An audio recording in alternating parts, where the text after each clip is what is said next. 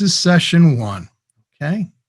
This is the first key to your comeback, and it is the topic of concentration.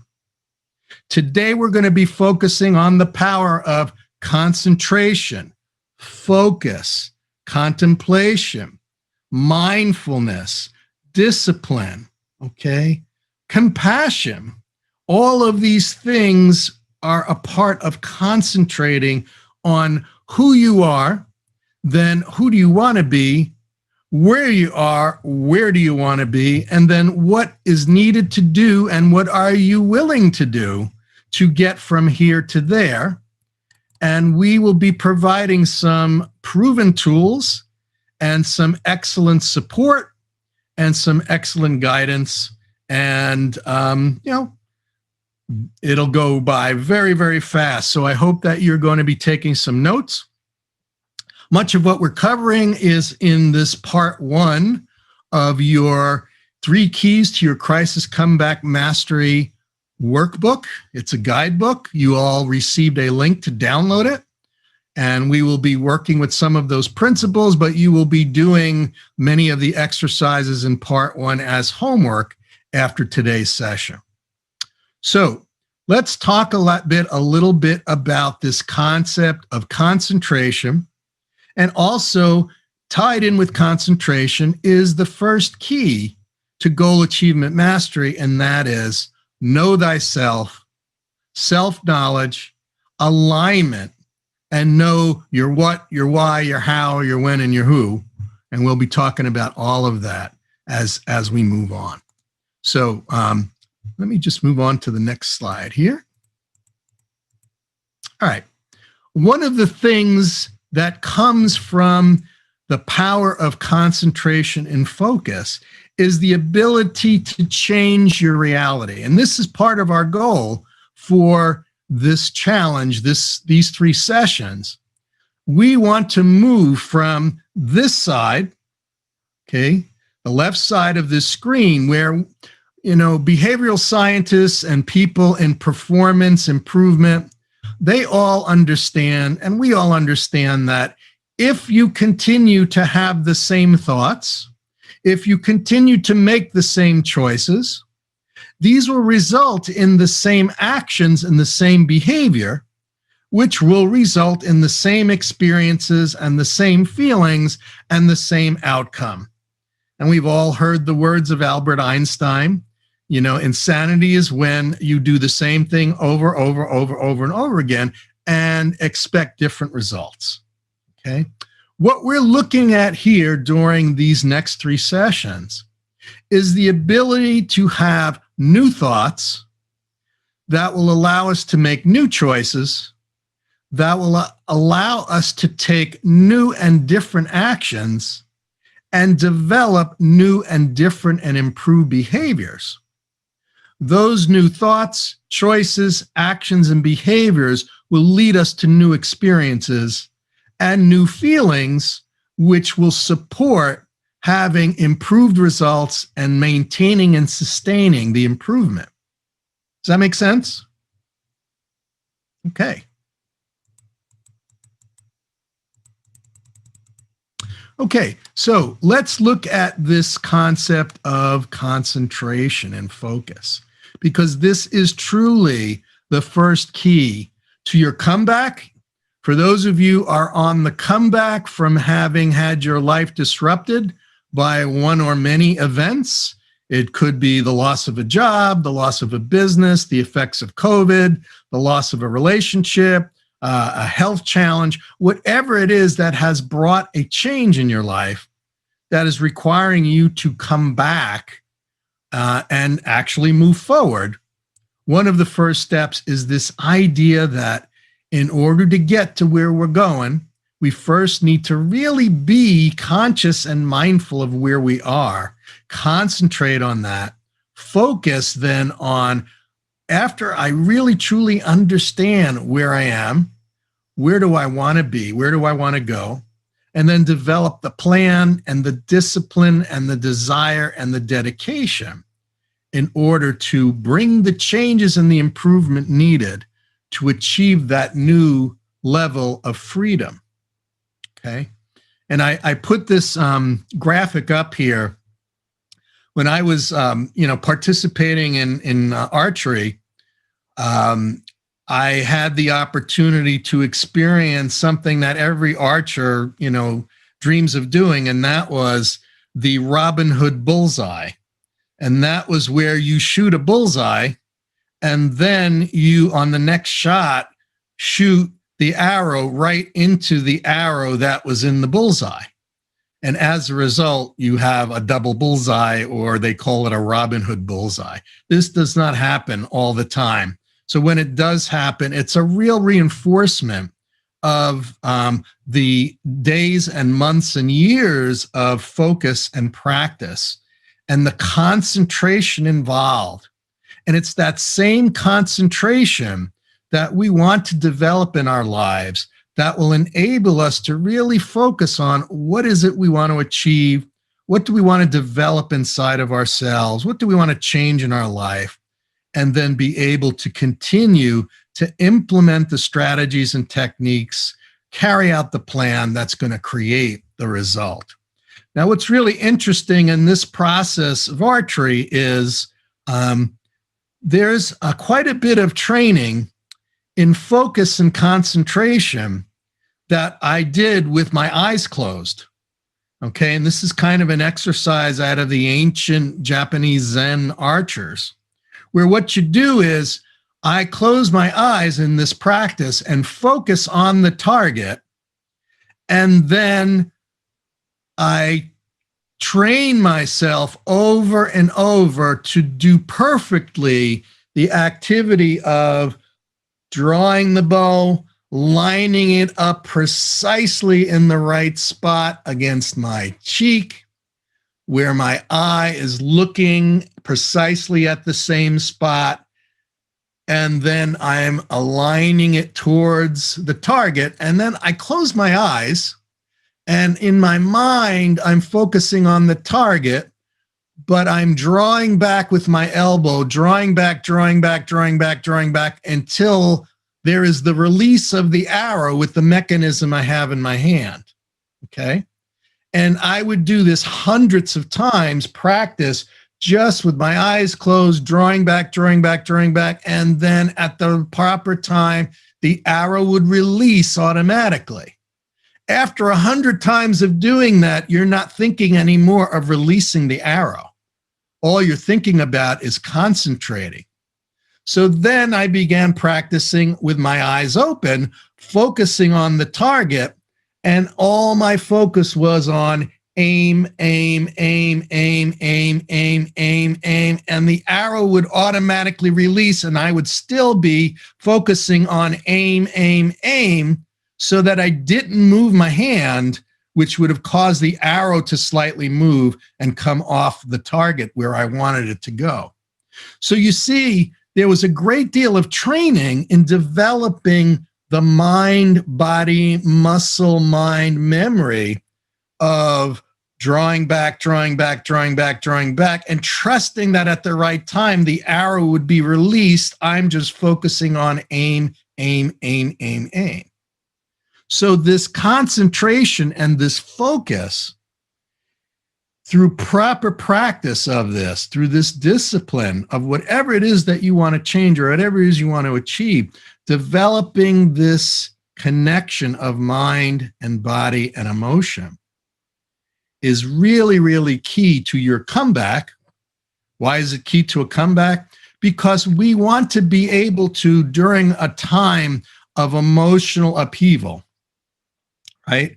If something has come in and turned your life around, lost your job, health crisis, your business goes under, and many of our students here have been through all of those things. I've been through all of those things. Through the power of concentration, focus, and discipline, we learn to live inside the eye of the hurricane that is flowing around us in that sense of calm. And then we are able to make conscious choices of how to act rather than reacting to the stimulus and to the upheaval that's going around us. And I learned these lessons years ago in the martial arts, where we were trained never react to what your opponent is doing. Actually be 2 steps ahead of the opponent and be drawing them into what you want them to do. And then as they act, you are simply acting according to your plan to deal with what is coming to you. So it is never a reaction. It is conscious choices being made, but always maintaining confidence, always maintaining peace, and always maintaining a sense of focus and not fear and not the need to react and not, oh my God, what am I going to do? Right? So you see how these things tie in. I was also very fortunate to be raised in the space program. My dad worked on the Apollo program, worked with many of the astronauts that landed on the moon and walked on the moon. And then after that, both he and I worked for a company that built the best of the best in Navy fighter aircraft. And I was exposed and actually got to work with, and he got to work with some of the best test pilots in the world who were testing the aircraft in the final test and assembly areas. And had a chance to meet them and talk with them. And test pilots have a very interesting life because each day when they go up to do their job, they are given a mission card. It's a test card. And basically on that test card, they need to perform a certain maneuver. And that certain maneuver is designed to push their limitations and the limitations of the aircraft right to the edge of the envelope. And in many cases, they push it just a little bit further. They have to have had so much training and focus that no matter what goes wrong, they have trained, they have focused so many times that when something happens, there is no panic. There is simply following through on what they've learned to do in order to correct the aircraft and safely bring it to safe operation, or at least bring it to a safe landing, or at the very, very worst situation, be able to punch out safely themselves and their crew member behind them. But there is never a sense of reacting with fear. There is never a sense of panic. It is a sense of following through with the training and the concentration and the focus and the calmness. Right? So want to give a quick little exercise, what I learned from my martial art training, what I've learned being fortunate enough to train with some elite members of the Navy SEAL teams, and also United States Special Forces, Army Special Forces, and also United States Rangers. And in some of these cases, they were not only elite operators, some of them were recon snipers. And this technique was used by all of them. It's called the box breathing exercise. And I'm sharing this with you because it's a combination of mental focus and physical action and control, utilizing your breathing. And so in box breathing, what you're doing is you're breathing in three counts. 1 in, 1, 2, 3, 4 counts. 1, 2, 3, 4. Then you hold it 4 counts. 1, 2, 3, 4. Then you release it in 4 counts. 1, 2, 3, 4. Then you hold it 4 counts. 1, 2, 3, 4. And so the breathing is slowed down, it's controlled, and if the situation is getting more tense, you are focused on breathing according to the box. Breathing in, 1, 2, 3, 4 counts. Holding, 1, 2, 3, 4 counts. Breathing out, 1, 2, 3, 4 counts. Holding, 1, 2, 3, 4 counts. Until, just like the aiming of the arrow, your breathing is in this pattern and you are focused. And it is during the exhale of 4 counts that the sniper would release the bullet, or the archer releases the arrow. It's in that space of dead calm that the action is taken. So let's practice that for a second. Okay. Breathe in. 1, 2, 3, 4. Hold. 1, 2, 3, 4. Breathe out. 1, 2, 3, 4. Repeat. Breathe in. 1, 2, 3, 4. Hold. 1, 2, 3, 4. Exhale. 1, 2, 3, 4. Hold. 1, 2, 3, 4. One more time. Breathe in. 1, 2, 3, 4. Hold. 1, 2, 3, 4. Exhale. 1, 2, 3, 4. Hold. 1, 2, 3, 4. Okay, do any of you sense a change inside of you right now? Give me a thumbs up if you are feeling a sense of quiet or a sense of calm or a sense of being more in control of yourself. Yeah. Yeah. This is how we create that safe space, that quiet space in the middle of the hurricane.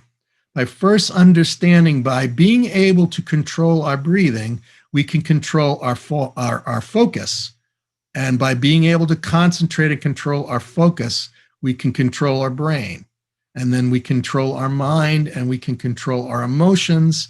So we are now in control, working in harmony, fully integrated with our physical, our emotional, our memory, our mental, and our spiritual self, all aligned. This ability to have this control over our breathing, we can translate that and add to it to have control of our posture. There have been many, many studies showing that our posture directly affects our body, our brain, our mind, and our ability to have more confidence, more self-assuredness, and be calmer. So stand up for a minute and just think about that posture of Superman or Wonder Woman. You're standing up straight, your hands are on your hips, your chest is out, you're looking out into the distance, and you are Superman, you are Wonder Woman, you are confident, you are indestructible, you are immortal, you are immovable. Feel that sense of that feeling when you take that posture. Can you feel it? There have been many, many studies shown there is a tremendous change in our brain activity, in our mental capacity, and in our physical health when we take a posture of confidence and power. Just sit in that, stand in that for a moment. Feel it. And every time you need to muster up more focus and more confidence, get in that posture. Remember what that's like.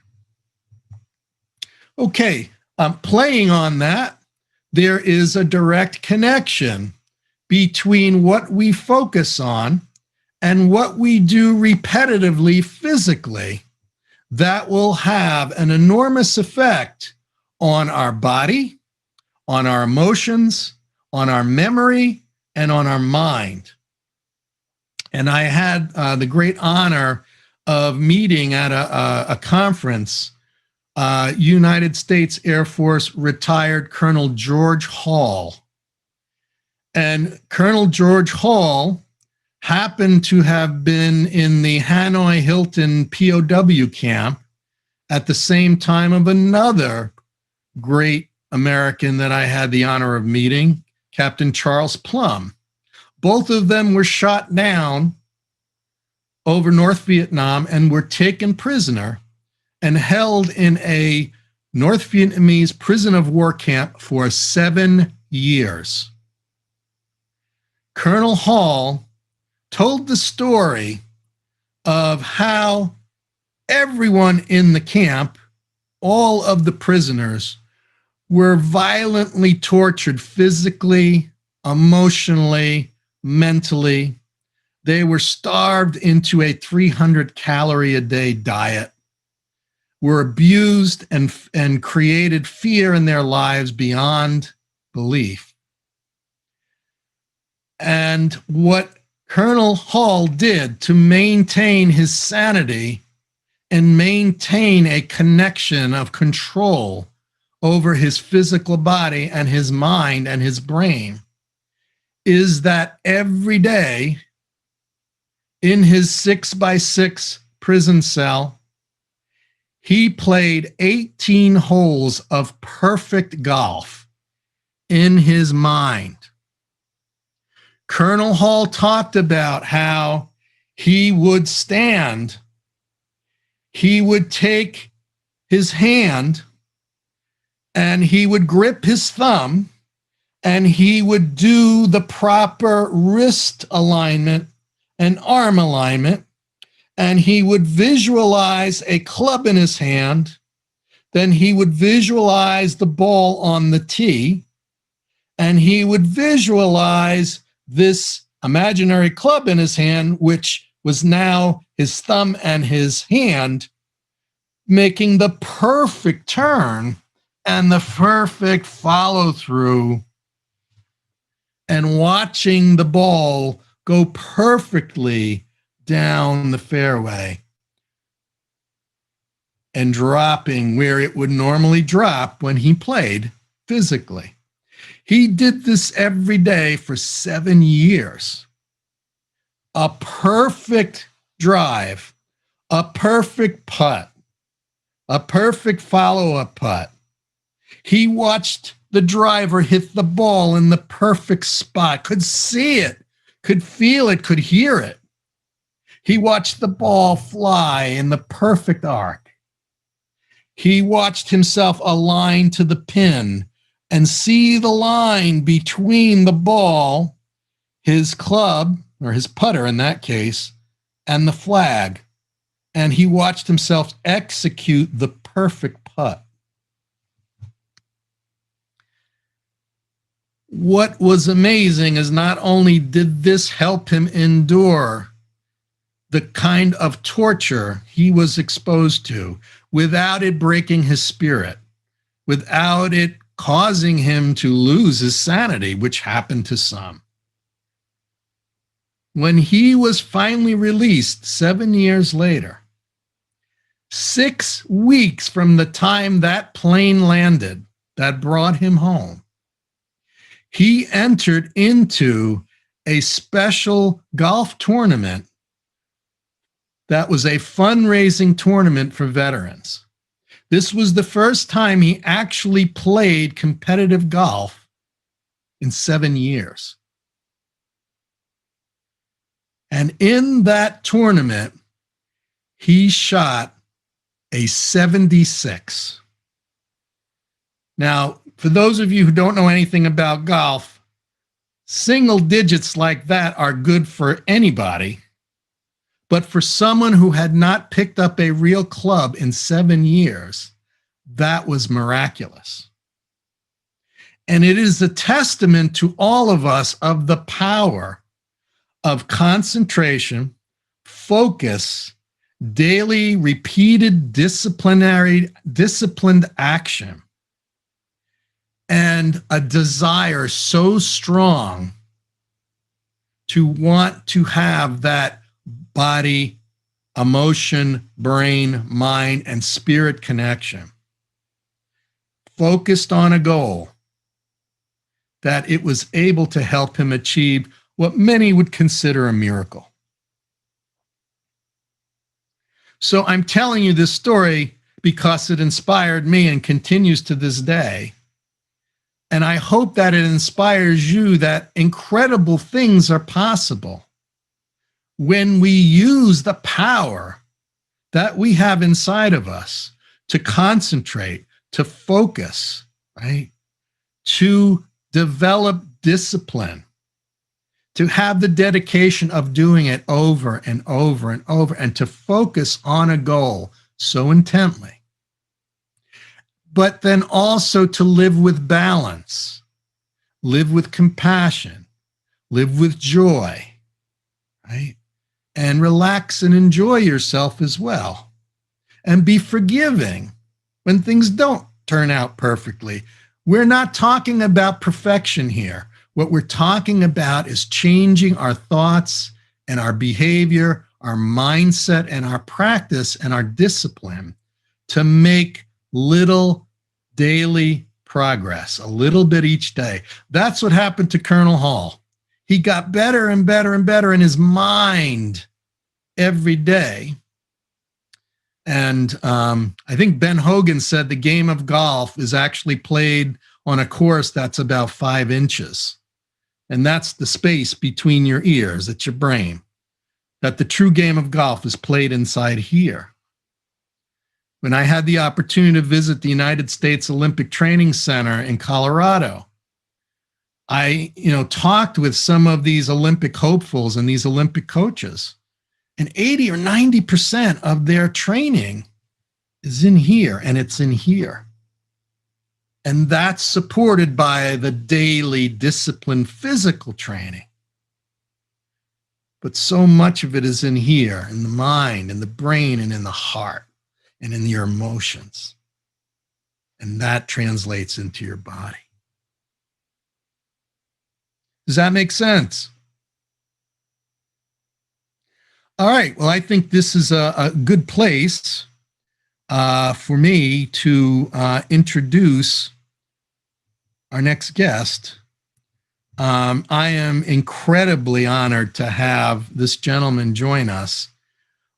Scott is a very powerful example of someone who is not only masterful at his craft, masterful at his job, but Scott has had the courage to want to use what he knows how to do and the platform of where he does it in his profession to improve the lives of not only his coworkers and his company, but he does a tremendous amount of teaching online for free, as well as speaking to the world. And he has written an incredible book, The Full Body Yes, which we will be talking about. And by the way, for those of you who bring in the most guests to this challenge over the next 3 sessions, we have first place, second place, and third place. Scott's book will be one of the prizes, along with Carol Boston's book and one of my products. And it's an incredible book. And I'm going to have Scott join me. And we're going to talk a little bit about this concept of concentration, focus, mindfulness, discipline, and compassion, because I'm really excited and really, really interested to hear about what he's doing, how he's doing it, and the benefits of this. So I'm going to stop my screen share here, and I'm going to change my view to the gallery view for a sec. And I'm going to get Scott pinned in here. Can you all see me and Scott? Can everybody see Scott and I? Yes, thumbs up. All right. Scott, can you hear me? Absolutely. Hello, friends. Good to be with you. Scott, welcome, welcome, welcome. So grateful that you're here today. And I am curious as heck. How did someone who was so successful in leading a team, a pretty large team at LinkedIn, and leading them through all kinds of improvements in performance and customer satisfaction. How did you have the ability and the guts to go and make a suggestion to create the department that you created? Could you tell us a little bit about what you did? I'll give you a little bit of background. So I've had this career as an exec, resulting in I was the VP of Global Customer Operations. And I led this team of 1,000 people that was essentially responsible for all the customer-facing stuff that's not sales. And in parallel, I'm kind of a dual agent. I started a spiritual practice when I was about 13. I started a contemplative practice or doing spiritual exercises. I've been teaching that since I was in college, but it's never been part of my work environment. It's not something that we talked about at work. But I got to LinkedIn about 9 years ago now, and it seemed like such an open place. Our CEO was talking about his own meditation practice using Headspace, the app Headspace. And he was talking about compassion in the workplace. And I thought maybe this is a type of place where I can bring, this other part of me, because it seems like that's the dream, right? To be the same person you are at work as you are at home. And so I started by leading one session on a Thursday afternoon at 4:30 in the heavenly conference room, which I thought was quite auspicious. And, that first time there was one guy there, and I'm sure that dude was just as terrified as I was, because it took me a long time to kind of get over myself. I grew up in Kansas, and when I joined this other religion, spiritual path, my parents thought I'd joined a cult. They wanted to have me deprogrammed, right? And so from then, kind of these inner practices were not something we really talked about, not something I talked about. But that first time there was one person there, and then the next week there were 3, and then there were 5. And then it turned into a regular thing. And then people knew I did it. So I'd get invited to bigger events. Like the CFO would have a summit with 300 or 400 finance people, and I would kick it off with a meditation. Or the marketing team would have a summit, and they'd break into these big breakout groups of 80 or 90 people, and I would lead a meditation for them. And I raised my hand to be the executive sponsor of our mindfulness program. We didn't have one. So we created one, myself and a bunch of volunteers, and did that for 3 or 4 years, still in my old job as operations. But for me, the tipping point was 3 years ago. Our CEO gave the commencement address at Wharton. And, in your commencement address, you get 15 minutes to tell your best piece of advice, right, to these graduating young people. And this is Wharton. This is a fairly buttoned down place. And he talked about compassion. He said, look, if you're going to be successful in work, if you're going to be successful in life, be compassionate, and went on to tell his own story. And then the next 2 or 3 times he's on TV, this is all the reporters want to talk about, is compassion in leadership, compassion in business. And I was watching all this thinking, okay, it's time. It's time for me to personally invest, right? I'd been volunteering for 3 or 4 years. It's time for me to invest my career in this. But it's also time for LinkedIn to do this. We have 16,000 employees, and our CEO essentially just told all of them that compassion was the most important thing that they could do. But then what does that even mean? And so I made a pitch to him and to our head of HR, and essentially created this role 3 years ago with their support and a blank sheet of paper. And so my vision is to change work from the inside out. And I mean that for 3.3 billion workers. And the mission, or the how, is to mainstream mindfulness and to operationalize compassion. So that's kind of how we got here. That's incredible. Could you tell us a little bit about the changes and improvements you started to see in your life and then in your fellow workers when you started introducing the concept of mindfulness and focus? Sure. Well, what I can say is in my own life, I've had a practice for a very long time now, and I mostly know when I don't do it. When I'm having a bad day, and by bad day, it's the 5 inches, as you said, right, between my ears. My question to myself is, have I put in the work, right? Have I done my exercises? Have I done my practice? And the answer is almost always no. Yep. Right? And so then I get back on it, like revive my practice. And so for me personally, I'm just a better version of myself. I'm calmer, I'm more centered, I'm more loving, I'm more caring, I'm more self-aware, I'm more aware of others. when we think about other people, what they tell me, because some people ask, all right, well, you're doing this stuff at work. Like, what's the ROI? What's the return on investment? And we do measure as much as we can, because I'm a business guy at heart. Like, I want to know, because I think that, the more I can show that it works, the more people who aren't interested in this topic will be interested in this topic. But what I get a lot is anecdotal feedback. I had a young woman, this is a few years ago when I was still in my operations role, and she was more junior in the organization. And I saw her and my friend walking down the hall, and my friend said, "You should tell Scott your story." And she saw me coming. She made this face, like, "No, I do not want to tell Scott my story. I'm a VP, right? I'm like higher up." And I got all excited. I'm like, "Yeah, you should tell me your story." She's like, "Fine." She's like, "Look, I used to think this whole mindfulness stuff was just a bunch of BS." Only she said it in a more colorful way. She said, "But you guys did this challenge last year, right? This 30-day mindfulness challenge. And I like a good challenge. So I signed up. And the challenge was to use an app, this meditation app for the month of October for 30 days. And she said, and what I can tell you now is that I'm on day 400 of my streak of using the app." I'm like, wow, that's amazing. Nice work. She's like, "No, that's not the cool part. Here's what's cool." She said, "This morning, I gave a presentation at my group meeting." And for her, that was like a group of 80 people. I'm like, "That's great." She's like, "No, you don't understand. Like a year ago, I never would have signed up to do that, right? Never. I mean, never would have signed up to do that. I was shy. I was timid. I was frazzled. And even this morning, I was kind of freaking out a little bit before I went on stage. But I went into a conference room and I did my breathing and I calmed down. I got centered and I went out there and I crushed it." And her face was just beaming, right? She was just beaming. And I was thinking, this is why we do this work.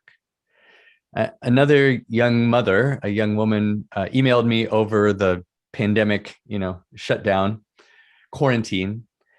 And she sent me this email thanking me for the programs that we offer. And she basically said, "Look, I'm screaming at my kids a lot less."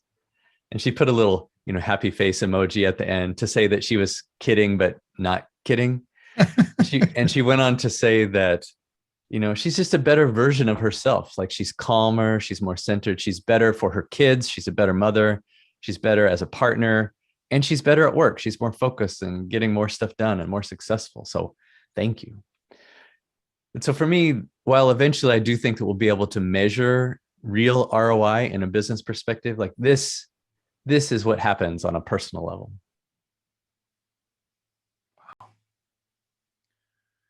So we talked a little bit about the discipline of doing something different, right? And how that her using the app for 400 days in a row, the discipline of her breathing, the discipline of her changing her mindset about, who she is and what she's capable of doing.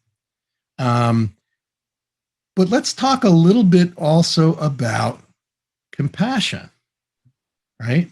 Because, I'd never want to have the misinterpretation of myself and my program that, we're all about drive, change, set that goal, go, that it has to be done for the right reason. And really, for me, the reason is love, compassion for others, and a desire to serve others and myself. And that when I make progress, I celebrate it. When my clients make progress, we celebrate it. But when we run into snags, we don't punish and we don't belittle. We support. We look at very unemotionally, okay, what happened? What did I do that was effective? I'll keep doing that. What did I do that wasn't effective? I need to either change that or not do that, right? But always have compassion. So can you talk about how you teach this and the results of that? Sure. Yes, for me, two parts of my job. One is to mainstream mindfulness, just to make these mental exercise as normal as physical exercise. And that's interesting. It's about the development of self, and that's really important. In fact, I think as spiritual beings, this is the most important thing that we can do, is develop ourselves. But it's so that we can serve all of life, right? And this is where compassion comes in, because we don't live or work in isolation. We work with other people. So I'll define compassion. There's lots of great definitions. This is the one I use because I'm able to teach to it at LinkedIn. So compassion is in three parts. The first is being aware of others. The second is having a mindset of kindness towards them, or a mindset of wishing the best for them. And then the third is the courage to take action. Now, this is most obvious in a person-to-person relationship. Everybody kind of has a gut sense of what that means. And that happens at work too, because we're at work, we're just people at work. But let's talk about it for a bit at the team or company level, because this is where I'm excited, right? When I talk about changing work from the inside out, the following is what I mean. It happens with both. So there's research that shows that companies who take care of all of their stakeholders, not just their shareholders, are more successful. So in other words, a company who on purpose creates an environment for their employees where they can do their best work, they on purpose take care of their customers in a way that meets the needs of their customers, and they have a good business model. They take care of themselves, the shareholders. These companies are 14 times, that's 1,400% more profitable than the S&P average. So in other words, this is not just some feel-good thing, it's that too. This is not just some spiritual development thing, it's that too. And it's also smart business strategy. But what does it mean? Like, how do we operationalize compassion? I'll give a few examples. Our head of sales will stand in front of 5,000 or 6,000 salespeople at the annual kickoff meeting and say something like, look, our job as salespeople is to provide long-term value.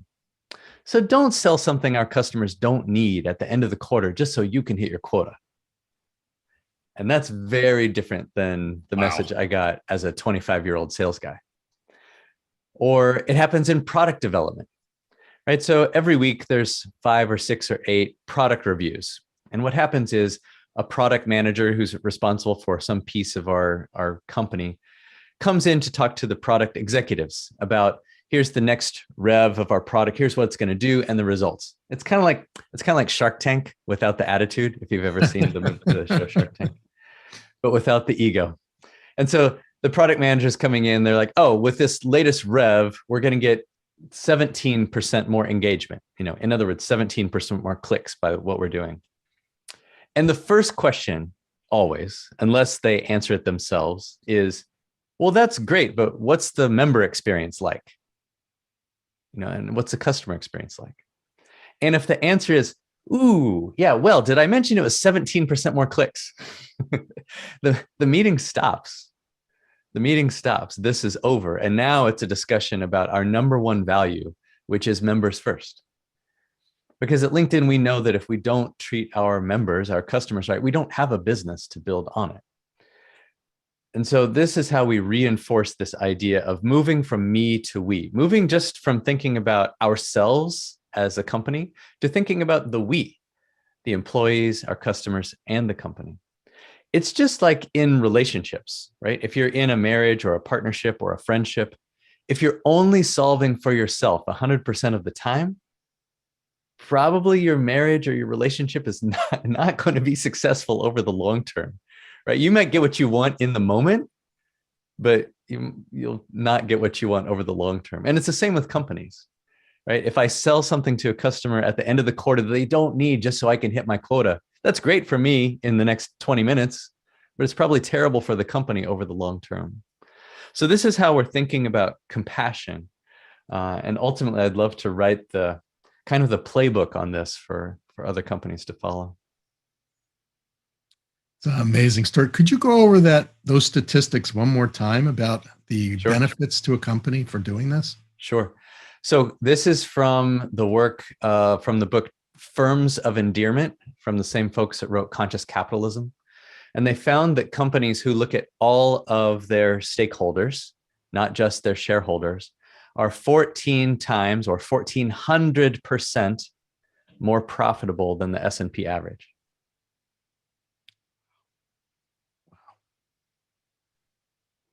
That is powerful. That is powerful. And I'll bet that in the same way, you could take marriages and say couples who solved problems for the whole instead of problems for themselves were 100 times more likely to stay married. I don't know what the numbers are. I'm making it up, but you can, like, you get a gut sense of like, oh yeah, of course that makes sense. Like, why wouldn't it make sense in a business? Because it makes sense in my relationship. Well, and that makes sense in your relationship with yourself in looking to set and achieve certain goals for yourself. That importance of, number one, being compassionate and patient with yourself. Yeah. But then also making sure that the goals that we have for ourselves are in alignment and are serving the good of the whole and the good of others and not just ourselves. And that also the understanding that all change occurs in tiny increments, just like your coworker who did the app one day, then it was 2 days, then it was 10, and then it was 100, and then it was 400. She didn't change her life completely from day one to day two. That's right. And that patience is part of that compassion. Having patience is part of compassion, right? That's right. Yeah, maybe let's talk about self-compassion for a bit. Beautiful. Because as we develop ourselves, we grow in capacity to have compassion or to be in service of others. But it starts with our own development. And sometimes we're our own worst, critic. I'll tell you a story about my mean friend. One of the things I do is I play guitar. I don't know if you can see my guitar back here. I write music and sing. And every year we have a block party, except for COVID year. But most of the time we have a block party. We shut down the block. Sometimes the fire truck comes when we're not in drought and opens up the hydrant for the kids to play. And there's cornhole tournaments and barbecue. Some drinking might happen from my neighbors. And every year I play music. My friend and I set up a little stage on his porch and we play music. And the last time we were having a block party, I was getting ready. I was learning some new songs on guitar. I was doing a search on, party songs, sing-alongs for acoustic guitar and learning them. And my friend comes over and he's like, so, hey, what are you doing? Like, are you playing for the block party this year? I'm like, yeah. He's like, what do you mean? He's like, well, I don't know, man. Like, I don't know if you should. What? Why? What's going on? He's like, dude, like last time when you started playing, like a whole bunch of people just left. Like they went over and I don't know what they were doing, like playing beer pong or chasing whiskey shots or whatever. Like they just left. He's like, I don't know. I don't even know if they're that into you. I'm like, wow. He goes, I mean, seriously, I just don't know if you're that good. Like, jeez. And look, before I was feeling excited, right, about the block party, but now I'm starting to feel that sick feeling in my stomach, like the blood is rushing to my head. I can feel the little beads of sweat around my, receding hairline. But my friend is not done. My friend is like, and look, why does it always have to be about you? Why do you always have to be on stage? Look at me. Look at me. I'm like, wow. Wow. And you might wonder why I have a friend like this, why I keep this person around. I mean, it's kind of a jerk. But this friend's been with me for a long time. He thinks he knows me better than anybody else. He thinks he's giving me like advice that will cause me safety from pain, like, cause pain to prevent me from pain. I don't know. That friend is me. That was the voice in my head, right? That was the little inner critic. Sometimes we call it the obnoxious roommate. And sometimes that obnoxious roommate is very loud, right? And when we're listening to that voice, our lives become very small, right? In that moment of feeling that yucky feeling, if you'd asked me to do anything that was new or exciting, I'd be like, oh no, like apparently I'm terrible at this, so no. But for me, the antidote of that is something else, right? If we have the inner critic or the obnoxious roommate, it means we also have the inner champion. Yes. that voice that is stronger, that deepest part of you, the voice of your spiritual leader, if that is something that's relevant for you. And that voice has a much broader opinion, right? And what I heard from that voice was things like, no, look, this is not about you. It's about everybody, right?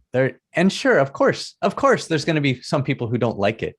Look, if John Lennon and Beyonce showed up on the porch to do a duet, there would still be people who would leave and go play beer pong and trade whiskey shots. Like, they're just not into it.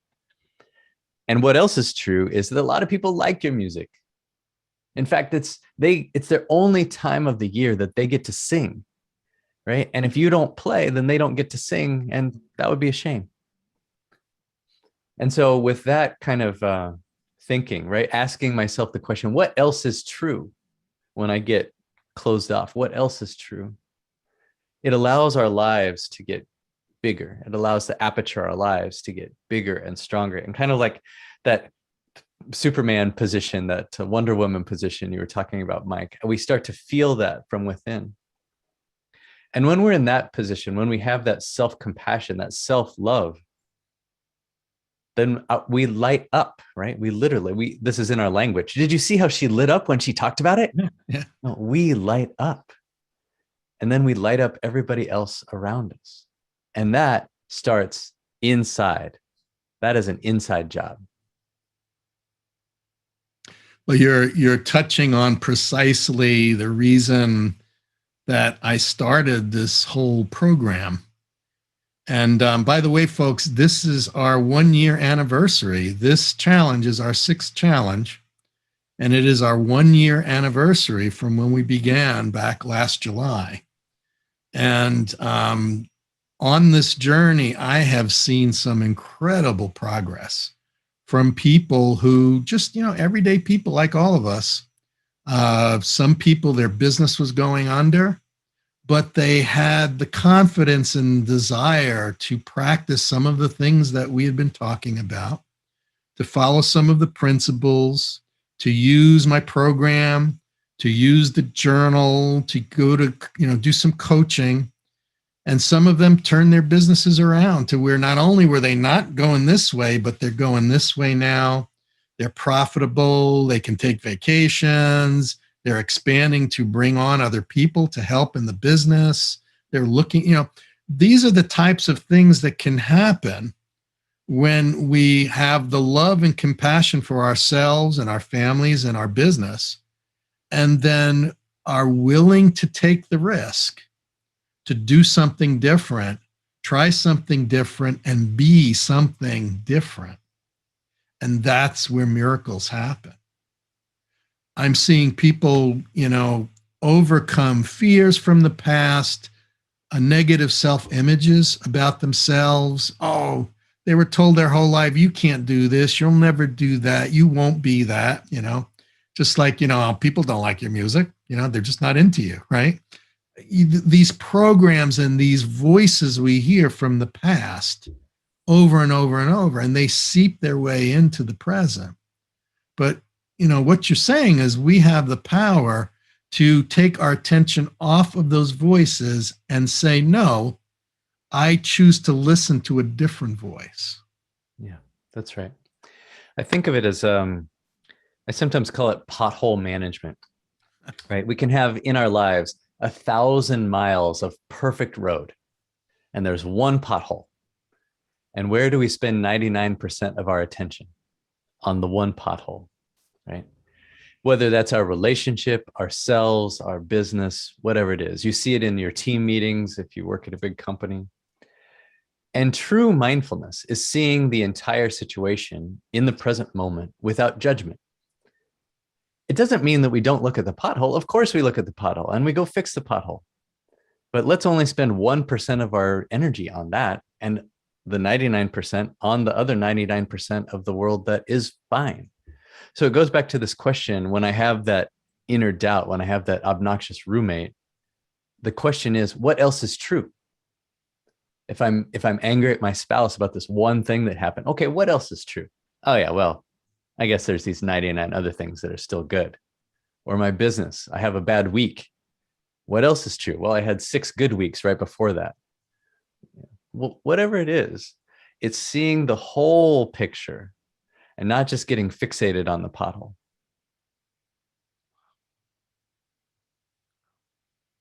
So, do you think you could take us through an exercise? Yeah, let's do it. About 10 minutes? Yeah, 10, Yeah. 15 minutes, somewhere in there. All right, cool.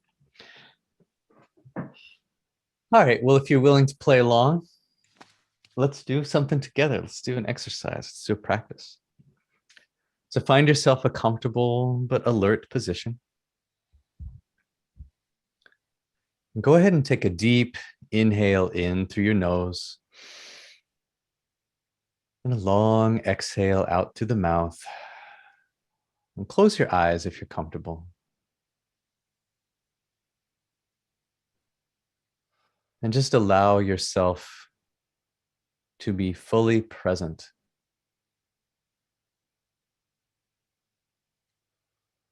Letting go of any tension you might be holding in your shoulders. Letting go of any tension you might be holding in your jaw. And just noticing the ease that your body has. If there's a place in your body that is not right, doesn't feel at ease, just try to let that go. And as your body feels more at ease and relaxed, our minds become more settled as well.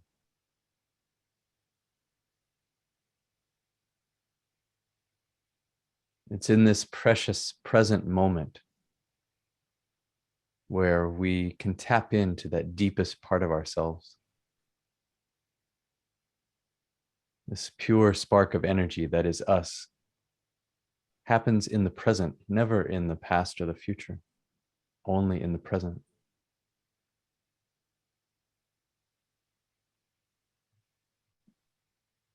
And from this place of calm, if you're comfortable, you can put your hand on your heart, on your chest.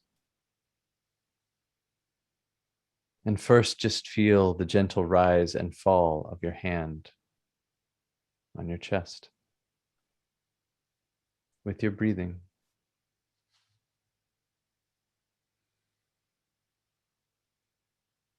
When we hug someone, our bodies are literally soothed. We're flooded with oxytocin. And this hand on our own heart, on our own chest, releases oxytocin in our bodies as well. And so feel the sense of soothing.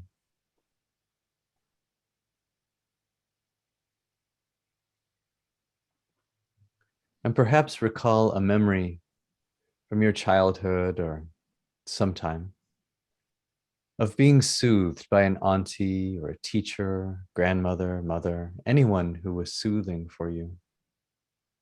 And if you don't have the memory, just make one up. And allow yourself to be enveloped in that hug, that soothing hug from another.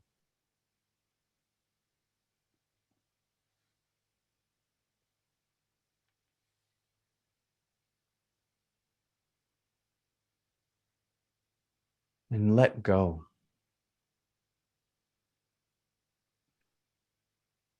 Let go of any remaining tension in your body or your mind. Just let go.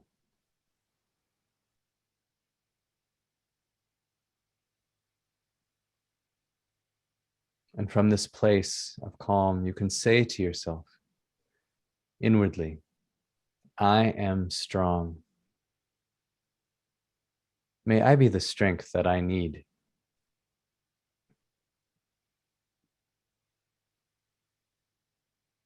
I am patient. May I have patience with myself.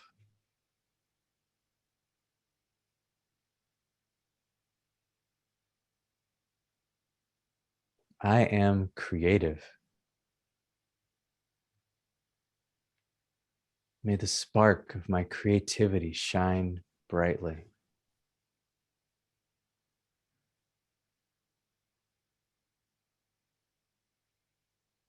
I am compassion. May I have compassion with myself.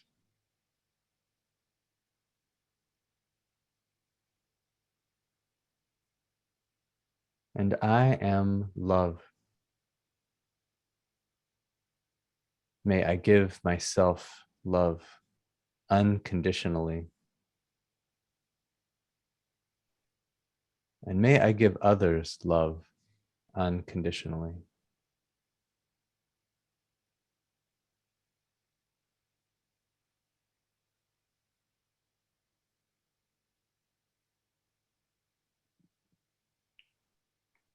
If you like to visualize, you might visualize a golden light that starts at your heart and expands.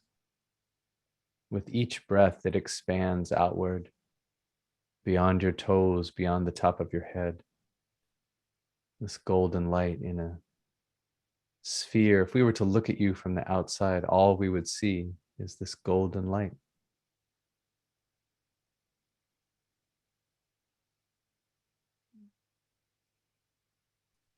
This is the real you.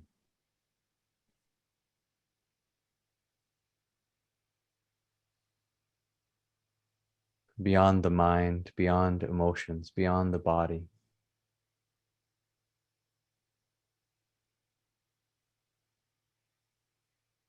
Here you are, a pure spark of energy,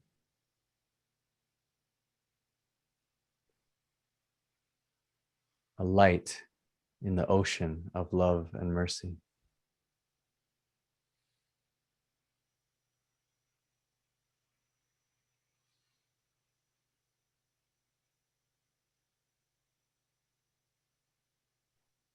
There's a word I use, a sound in my personal practice to get me in tune to that deepest part of me.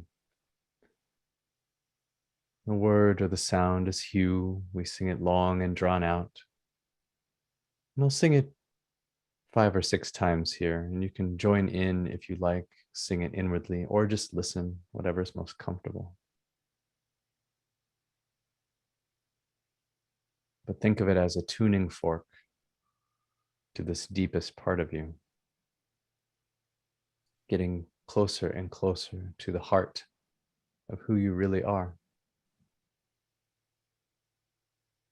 Join me if you like. You.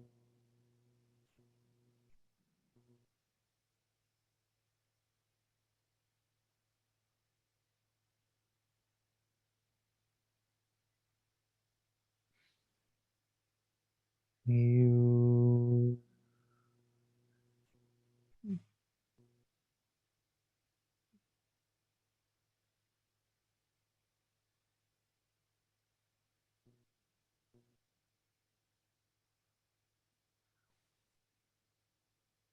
You.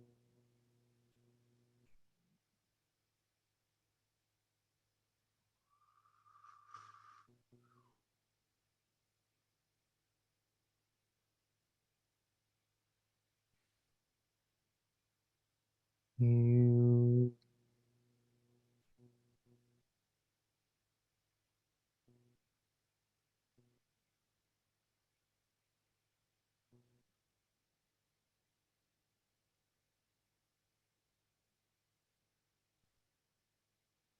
You.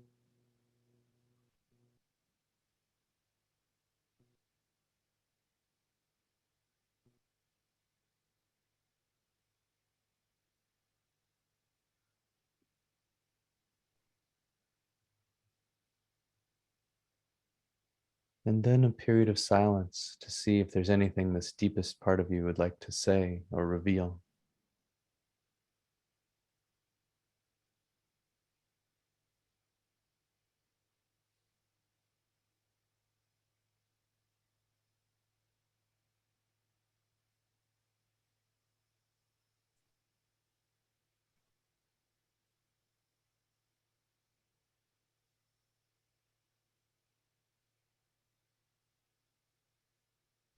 And from this place of calm, you can say to yourself, your name followed by I love you.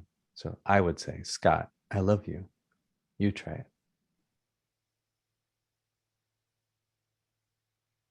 And for some of us, this is very strange, awkward. Just let go of any judgment, let go of any shame, and say it directly to that deepest part of you. But also receive it as if you're receiving it from the person you treasure most in this life. Your name followed by I love you. And continue saying it and feeling that golden glow that starts from your heart and expands outward. Continue saying it until you fully let go of any judgment. And you just experience yourself as a divine being.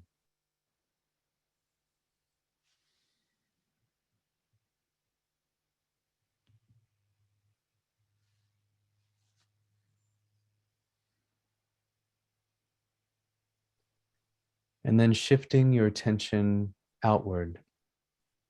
Imagine sending your goodwill, your unconditional love out into the world. Perhaps first lightly touching on your friends and family, sending them your goodwill, but then extending it beyond.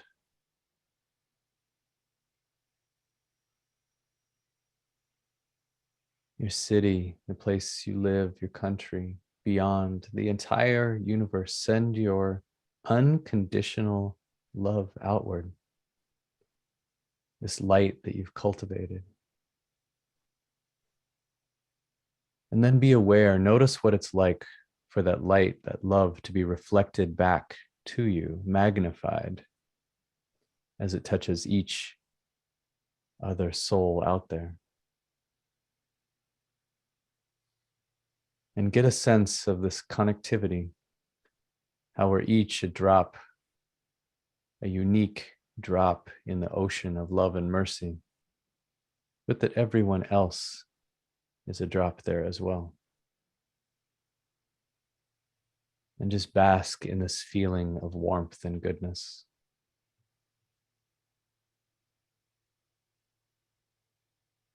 Perhaps allowing a smile to cross your face.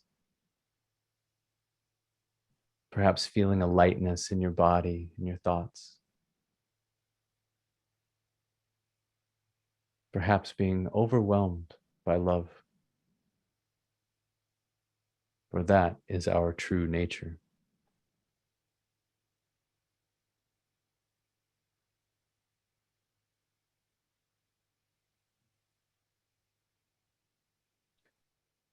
May the blessings be. When you're ready, you can return some movement and attention back into your fingers and toes. Stretch your shoulders if you like, whatever feels delicious.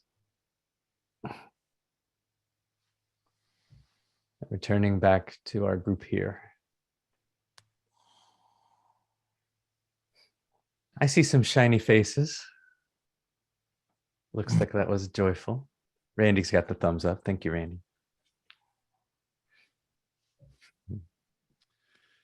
Wow. That was amazing.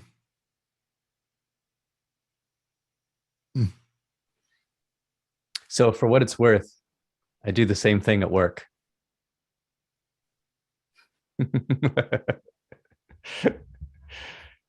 And what kind of responses do you get from coworkers after doing an exercise like that?